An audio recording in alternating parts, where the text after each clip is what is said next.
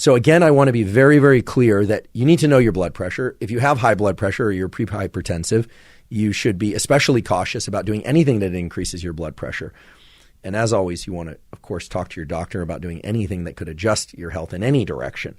But nonetheless, there are some important papers that have been published in recent years. I want to point to one of them in particular. This is a paper that was published in the journal Autonomic Neuroscience, Basic and Clinical, because this paper, like several other papers, ask the question, and indeed they ask the question in the title, it's a review, dietary sodium and health, how much is too much for those with orthostatic disorders? Now, orthostatic disorders come in a bunch of different varieties, and we're going to talk about those in a moment.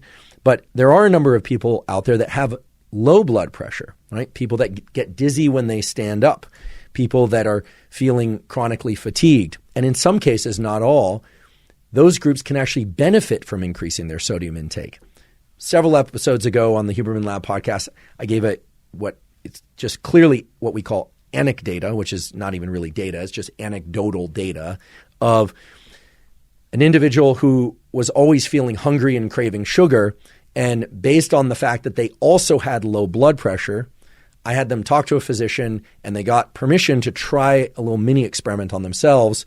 And so they did. And that mini experiment was anytime they felt like they were craving sugar or they were feeling a little lightheaded and dizzy, rather than reaching for something with caloric intake, they took a little bit of sea salt, a little pinch of sea salt, and put it into some water and drank it. Or in the case of this individual, they would actually take a little sea salt packet and they would actually just down a sea salt packet. And for them, that provided tremendous relief for their dizziness.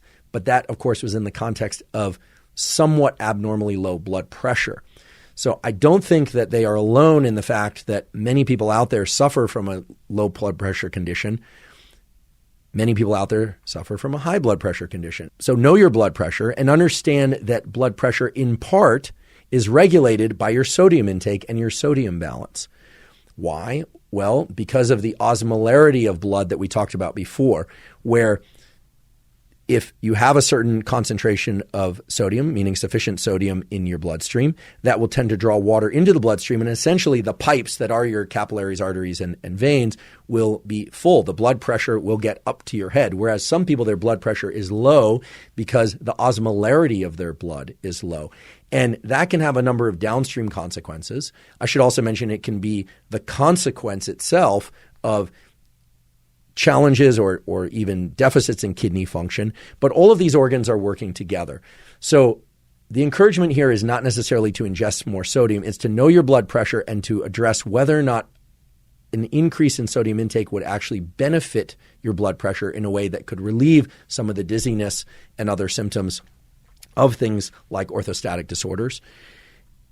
But of course, to do that in a safe context and to never play games with your blood sugar or your blood osmolarity that could set your system down a cascade of negative events. Let's look at what the current recommendations are for people that suffer from orthostatic disorders like orthostatic hypo, meaning too low tension, orthostatic hypotension, postural tachycardia syndrome, sometimes referred to as POTS, P-O-T-S, or idiopathic orthostatic tachycardia and syncope. These have the incredibly elaborate names.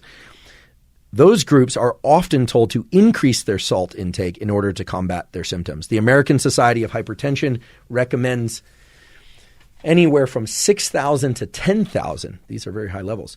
So this is 6 grams to 10 grams of salt per day, keeping in mind, again, that salt is not the same as sodium. So that equates to about 2,400 to 4,000 milligrams of sodium per day.